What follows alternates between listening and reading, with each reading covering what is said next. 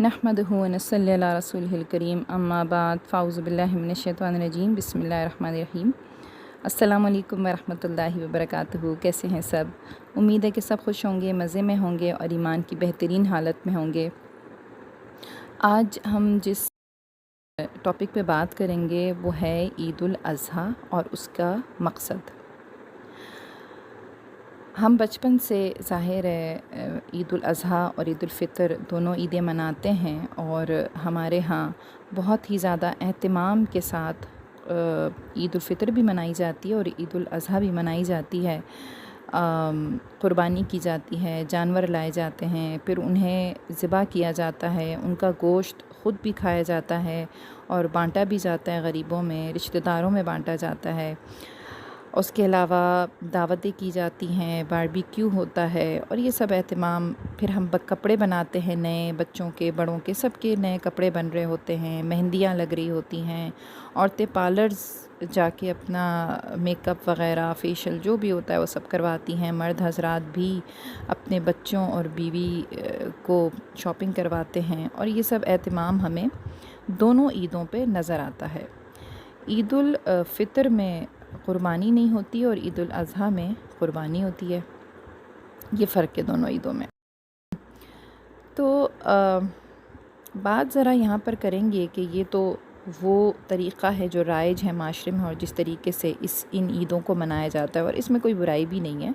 सारी एक त्यौहार है और उस त्यौहार को त्यौहार की तरह ही मनाना चाहिए। उसको में खुश भी होना चाहिए और नए कपड़े भी पहनने चाहिए और दावतें भी करनी चाहिए।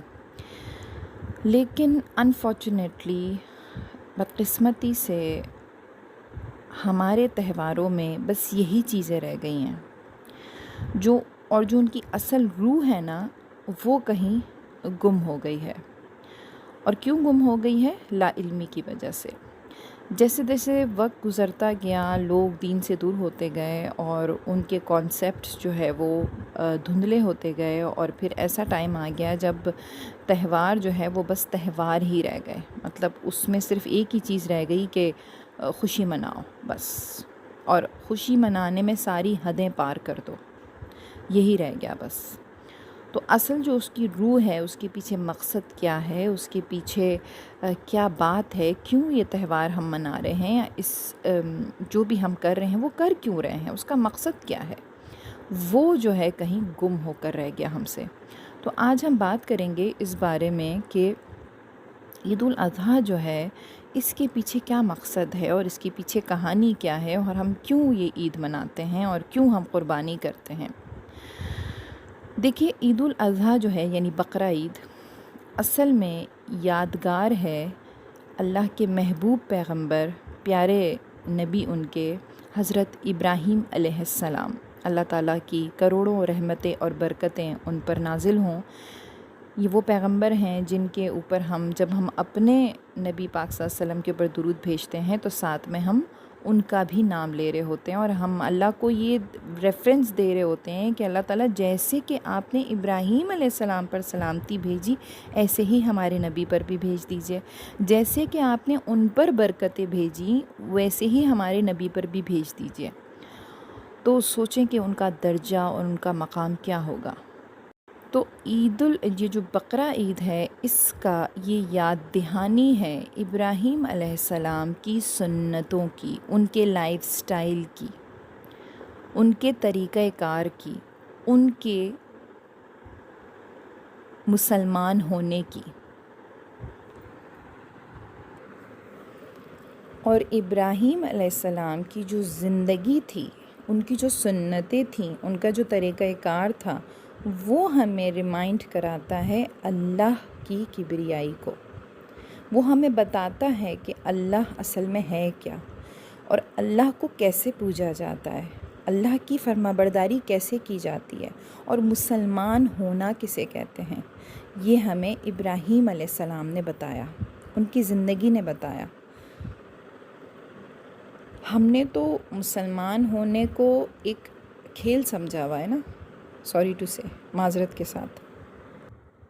हमारे लिए मुसलमान होना बस यही है कि हम मुसलमान हैं, हमारे साथ एक टैग लगा हुआ है कि वी आर मुस्लिम्स।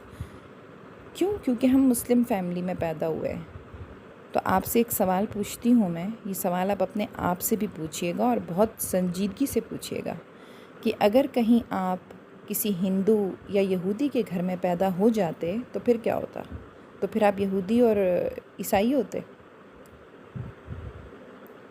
کیا مسلمان ہونے کے لیے آپ اپنے آپ سے یہ سوال پوچھیں کہ کیا میرے مسلمان ہونے کے لیے اتنا ہی کافی ہے کہ میں ایک مسلمان گھر میں پیدا ہو گئی ہوں اور مجھے ایک آئیڈینٹی مل گئی ہے کہ آئی ایم اے مسلم؟ جب کوئی مجھ سے پوچھتا ہے تمہارا مذہب کیا ہے تو میں کہتی ہوں مسلمان ہوں۔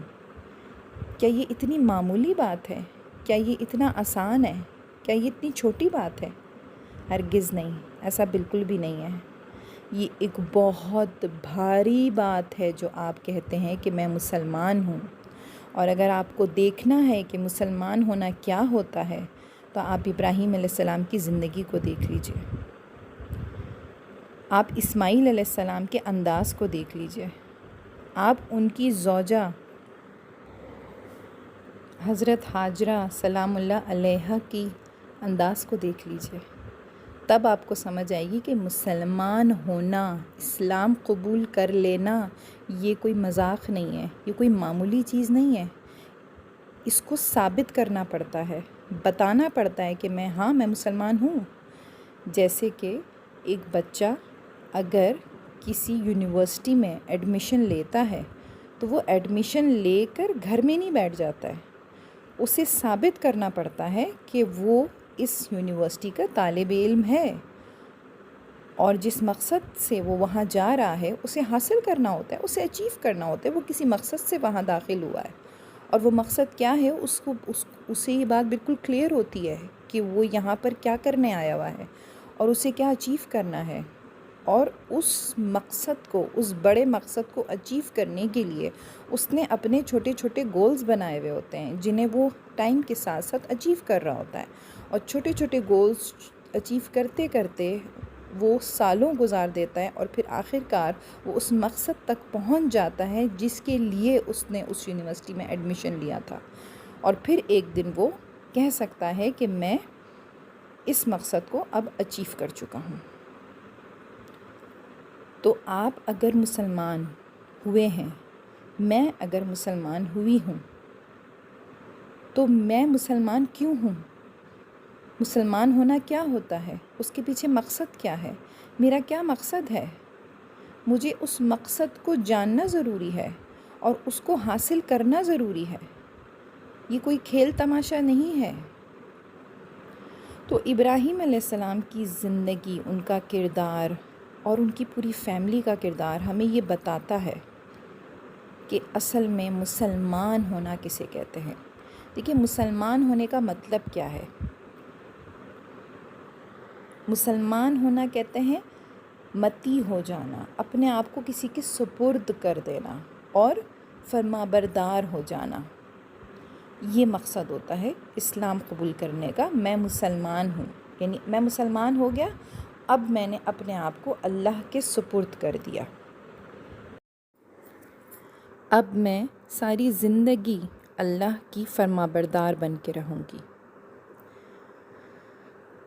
میں نے اپنا آپ، اپنی خواہشات اللہ کے آگے سرنڈر کر دی ہیں، یہ ہوتا ہے اسلام قبول کرنا۔ اور ابراہیم علیہ السلام اور ان کی پوری فیملی، یعنی کہ ان کی زوجہ حضرت حاجرہ سلام اللہ علیہا اور ان کے بیٹے اسماعیل علیہ السلام، ان کے کردار ہمیں سکھاتے ہیں کہ کیسے سرنڈر کرنا ہے، کیسے فرمانبردار بننا ہے۔ ابراہیم علیہ السلام نے جس معاشرے میں آنکھ کھولی وہ مشرکانہ معاشرہ تھا، وہاں ہر طرف بت پرستی تھی، کوئی بھی اللہ کو نہیں جانتا تھا، اور ظاہر ہے کہ ابراہیم علیہ السلام خود بھی نہیں جانتے تھے، لیکن ان کی فطرت ان سب چیزوں کی طرف مائل نہیں ہوتی تھی۔ جن کاموں کو وہ کرتے تھے، جن بتوں کو وہ پوجتے تھے، ان بتوں کی طرف، ان طریقہ کار کی طرف ان کی فطرت مائل نہیں ہوتی تھی، کیونکہ ان کی فطرت سے، ان کے اندر سے ایک آواز آتی تھی کہ یہ جو ہے طریقہ صحیح نہیں ہے، یہ بت ہمیں پیدا نہیں کر سکتے، یہ بت اس کائنات کا نظام نہیں چلا سکتے، یہ عقل ہی نہیں مانتی یہ بات۔ تو انہوں نے جب اللہ کو، رب کو تلاش کرنا شروع کیا تو پھر رب نے بھی انہیں اپنا آپ دکھایا، رب نے بھی ان سے بات کی۔ تو انہوں نے جیسے ہی رب کو پہچانا، رب کو جانا، فوراً ہی اس کے آگے سرنڈر کر دیا، اس کے فرما بردار بن گئے، مسلمان ہو گئے، اور پھر انہوں نے یہ پیغام دوسروں تک بھی پہنچایا۔ انہوں نے وہاں کے بت پرستوں کو بتایا کہ یہ بت تو ہمیں پیدا کر ہی نہیں سکتے، یہ تو اس نظام کو چلا ہی نہیں سکتے ہیں، تم کیسے ان کو پوج سکتے ہو، کیسے ان کو پکار سکتے ہو، مشکل کشا مان سکتے ہو؟ مشکل کشا تو بس ایک ہی ہے جو اللہ ہے، تم اس کی طرف آؤ، اس کو پکارا کرو مشکل میں، اس کی عبادت کیا کرو، صرف اس کی عبادت۔ تو اس کے بعد ان کے اوپر جو پہلی آزمائش آئی اور جو پہلی بار انہوں نے اپنے اسلام کو ثابت کیا، اپنے مسلمان ہونے کو ثابت کیا، وہ کیا تھی کہ پورا معاشرہ ان کے خلاف ہو گیا، حتیٰ کہ ان کے اپنے والد، اپنا باپ ان کے خلاف ہو گیا، اور سب نے مل کر آگ دہکائی اور ان کو اس آگ میں ڈالنا چاہا۔ ابراہیم علیہ السلام ہزاروں لوگوں میں تنہا کھڑے تھے، نیچے وہ تھے اور اوپر ان کا رب تھا۔ ان کا دل کہتا تھا کہ ان کا رب ان کے ساتھ کبھی زیادتی نہیں کرے گا۔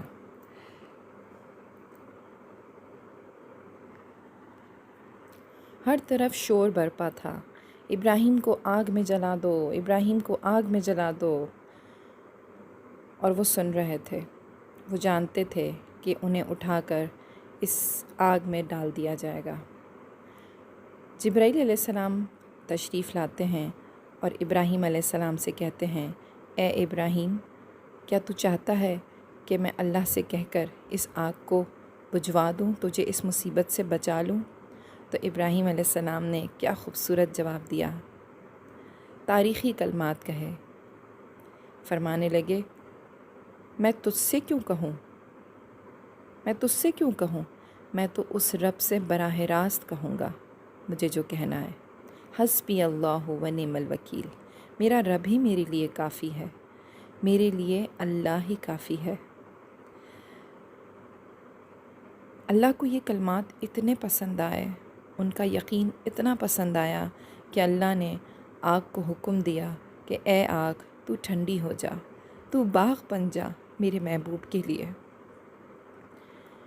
جیسے ہی انہیں آگ میں ڈالا گیا، آگ ایک خوبصورت باغ میں بدل گئی۔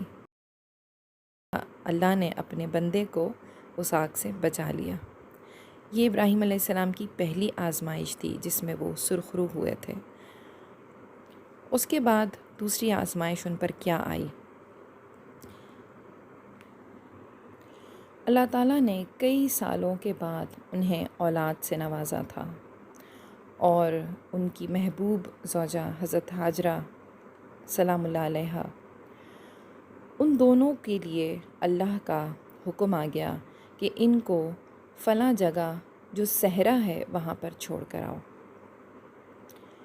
ابراہیم علیہ السلام تھوڑا سا پریشان ہوئے کہ اللہ تعالیٰ کے اس حکم سے کیا مقصد ہے کہ میں اپنی بیوی اور بچے کو اتنے ویرانے میں، اتنے دور دراز جہاں میلوں تک کوئی آبادی نہیں ہے، نہ کوئی پانی ہے، نہ کوئی سبزہ ہے، میں کیوں چھوڑ کر آؤں؟ لیکن ظاہر ہے کہ اللہ کا حکم تھا، کچھ کہہ نہیں سکتے تھے، دل میں بھی اعتراض نہیں کر سکتے تھے، تو بس وہی انداز کہ سر جھکا لیا، لبیک اللہم لبیک۔ بیوی سے کہا، چلو اسماعیل کو ساتھ لو اور چلو، ہمیں کہیں جانا ہے۔